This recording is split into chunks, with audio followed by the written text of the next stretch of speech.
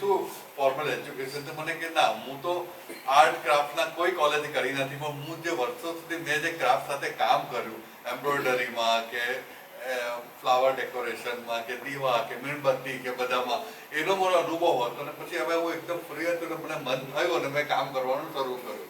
બહુ સરસ રીતે સ્પોન્ટેનિયસલી કરેલા કામો મેં જોયા. અને થયું પણ એવું કે એ જ વખતે જે આ ગેલેરી અમારી 2 વર્ષ સુધી બુકિંગો નથી મળતા, પણ કોઈક કારણસર મારી પાસે એ વખતે 2 અઠવાડિયાનો સમય ખાલી મળ્યો અને મેં તરત એમને કહું, તમે આ વચ્ચે જગ્યા છે, આ મહિનામાં તમે કામ કરી બસ મૂકી દો અને તૈયાર થઈ. એટલે અમને એની આગળનો શો હિરેનભાઈનો અને આ બંને શો સડનલી વચ્ચે ઘૂસી ગયેલા શો છે. બાકી તો 2 વર્ષ સુધીના બુકિંગો અમારો વિનય આપતો નથી. તો બહુ જ મજા આવી. અને વાત જો એમની જર્નીની કરીએ તો એમણે જુદા જુદા બધા એક્સપેરિમેન્ટો કર્યા છે. જે વખતે જે મજા પડી છે એ જાતનું કર્યું છે. અને એમના કામોમાં એ જે સ્પોન્ટેનિયસનેસ દેખાય છે. ક્યારેક એમણે વધારે જરા એને શણગારવાનું કોશિશ કરી છે, પણ બાકી ઘણી બધી જગ્યાએ સ્પોન્ટેનિયસલી જ કામો મૂકેલા છે.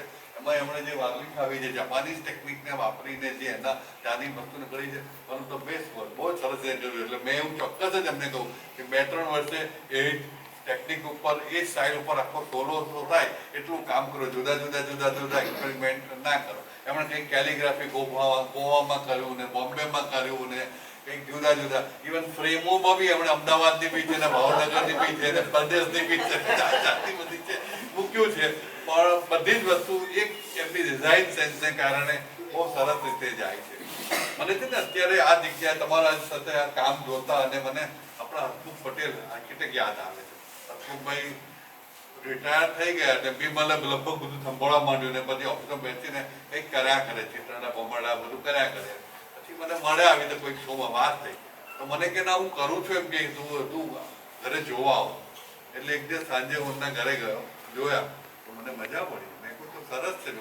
એ પેલા મોઢા કર્યા કરે, આમ જાત એનાથી કર્યા કરે, રસ્તે ડાયરેક્ટ અને કરે તો બહુ મજા આવી. એટલે કલાકાર તરીકે ક્યારેય પ્રદર્શન નહીં કર્યું ચિત્રની, પણ સમય પસાર થયો મેં એમને ઇન્સ્પાયર કર્યા અને 6 મહિનામાં શો કરવા માટે તૈયાર થયા, એગ્રી થયા. પહેલી શરત હું એક બી શબ્દ બોલીશ નહીં એમ કહી, હું આવીશ ખરો એમ મારું કામ બોલીશ નહીં. ને હમણાં આવ્યા છો એટલો બધો લોકોને ગમો બી કરો.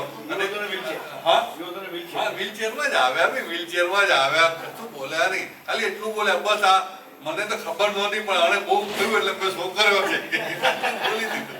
પણ બધાને જ એવરીબડી એપ્રિશિએટ. અને પછી તો આપણે 3 શો કર્યા. એટલે જે વાત છે ને કદાચ બિમલે એમની એક ચોપડી પણ પછી તો કરી કે સરસ મજાના ચિત્રોની વાત એમને મજા આવતી હતી અને ઓફિસમાં બેસી ના કરે. એટલે કે હું જ્યાં જાઉં ત્યાં લઈને જઈને બેસી શકું છું. શનિ રવિ એમના ફાર્મમાં રહેવા જાય તો ત્યાં લઈ જાય, ઓફિસમાં બેઠા ત્યાં ઘરે. એટલે તમે બી હવે સ્કેચબુક સાથે રાખો અને જ્યાં મન થાય એ કરતા રહો. અને બસ હમણાં કહ્યું એવું, પણ આવતા વર્ષે નહીં પણ 2-3 વર્ષે શો થાય એવી તૈયારી સાથે